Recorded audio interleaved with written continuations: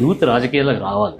ఎందుకంటున్నా అంటే యువతలో ఒక స్పిరిట్ ఉంటుంది, ఒక ఎనర్జీ ఉంటుంది, ఒక నిస్వార్థ భావన ఉంటుంది, దేశభక్తి ఉంటుంది. ఎవరికైనా ఇది ఆపద వస్తే అండగా నిలవాలనేటువంటి ఒక ధోరణి ఉంటుంది. తర్వాత పరిష్కారాన్ని కనుక్కునేప్పుడు కొత్త కోణంలో ఆలోచించగలుగుతారు, కొత్త ఆవిష్కరణలు చేయగలుగుతారు రాజకీయాల్లో కూడా. అది యువతకు సాధ్యం. కాబట్టి యువత ఎప్పటికప్పుడు రాజకీయాల్లో కొత్తగా యువత రావాల్సిందే. కొత్తగా రాజకీయాల్లో యువత రావడం వల్ల రాజకీయాలకే కొత్తదనం వస్తుంది, ఒక ఎనర్జీ వస్తుంది. చాలా మంది మంచి స్వభావం కలిగినటువంటి వాళ్ళు, శక్తి సామర్థ్యాలు కలిగినటువంటి వాళ్ళు ఈరోజు రాజకీయాలకు వస్తున్నారు.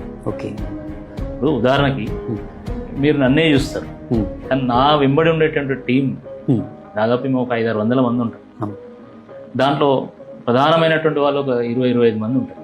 మంచి వెల్ ఎడ్యుకేటెడ్, సమాజం పట్ల ఒక అవగాహన ఉన్నటువంటి వాళ్ళు, విషయాల పట్ల పరిజ్ఞానం ఉన్నటువంటి వాళ్ళు, దేశభక్తి కలిగినటువంటి వాళ్ళు, ప్రజలంటే ప్రేమ కలిగినటువంటి వాళ్ళు, పోరాట పటిమ కలిగినటువంటి వాళ్ళు చాలా మంది ఉంటారు.